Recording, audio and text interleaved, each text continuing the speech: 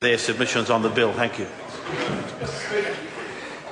I call the honourable member Ian Lees-Galloway. Thank you, Mr Speaker. Look, I want to reaffirm the statement made by Dr David Clark that Labor will support this bill. Tinkering bills like this generally do no harm, so there's no harm in supporting them. And this bill does clear up a few loopholes in the tax system, and it'll be good to have the discussion at Select Committee about exactly which loopholes need to be tidied up. But frankly, Mr Speaker, this bill just reflects more muddled thinking from the muddled orcs of muddled earth over there on the government benches. Because on the one hand, they're saying to their base, their core, the farmers of New Zealand, that you need to pay more tax, you need to stop rorting the tax system, farmers, and we're going to close the loophole on you. But on the other hand, on the farmers, Mr Speaker, not on you, I'm sure you're not evading any tax, sir, but on the other hand, multinational corporations like Facebook get to continue their tax rort. Facebook gets an effective tax rate in New Zealand of 2%. That's a tax rate that Mitt Romney could only dream of. Google gets to carry on with that tax rort. Facebook's rorting the system as well. Unabated, untouched by this bill. A multinational corporation left alone, left untouched, while the poor farmers of New Zealand that National Party claims to be the champion for are getting attacked once again by this disappointment of a national government. But they won't be the only group, Mr Speaker, who are going to be disappointed by this bill in the name of the national government. All those poor doctors and other students, the vets, who were promised a great deal out of the voluntary bonding scheme from this national government, they now learn that the income that they earn from the voluntary bonding scheme won't be applied to KiwiSaver, thanks to this bill. So their KiwiSaver contributions from their employer, they're going to drop. They're losing out because this government can't keep its promises. It can't keep its promises, and so the poor medical students, when they graduate, and the vet students from Massey University, when they graduate, they're going to go out there and they're just going to have one more disappointment from this very disappointing national government. Now, Mr Speaker, this is muddled thinking from this government. GST. Well, we're going to see again foreign corporations, foreign businesses. They get to register for GST now, so they can reduce the hit that they have to take on their GST bill. Meanwhile, the hard-working people of New Zealand, every time they go to the supermarket, every time they go to the petrol station, every time they go to buy clothes for their kids, every time they go to get the school uniforms, they're paying more GST. So the citizens of New Zealand are paying more tax, more GST, whilst the foreign corporations are being given another free ride, just like Warner Brothers. Just like Warner Brothers, they get to dictate to us in New Zealand what our laws are and now what our tax laws are as well.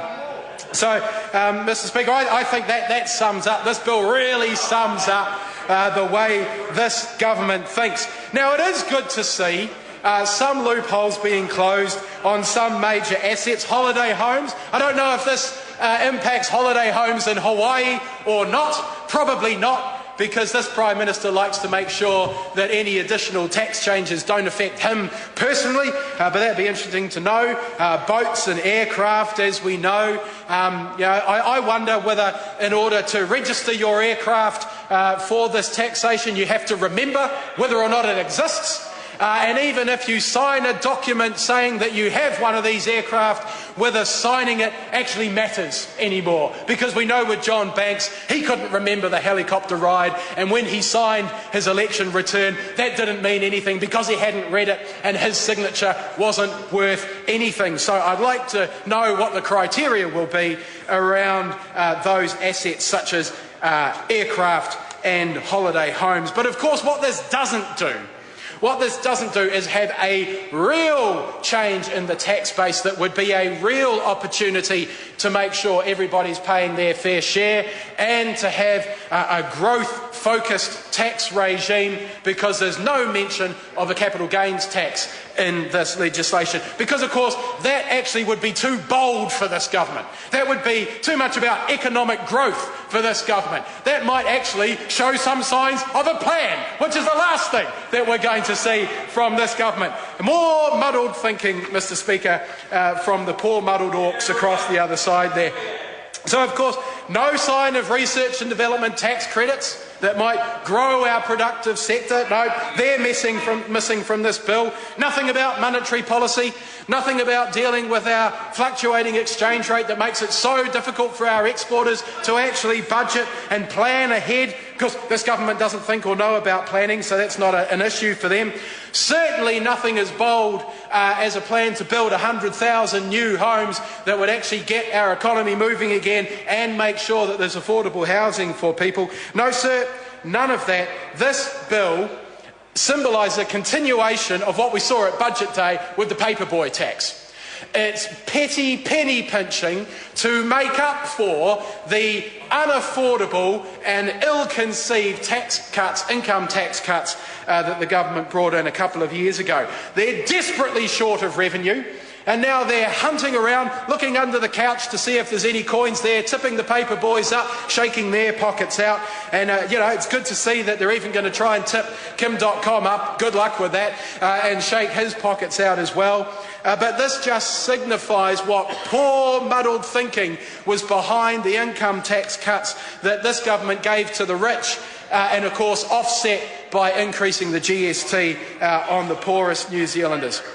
It is, Mr. Speaker, just another disappointment from John Key. Here's a slogan for you, because we know that New Zealanders aren't loving this. Here's a slogan for you, John Key, 100% pure disappointment. That's what this government has been, as a 100% pure disappointment, and this legislation is just another example of what this government has come to stand for.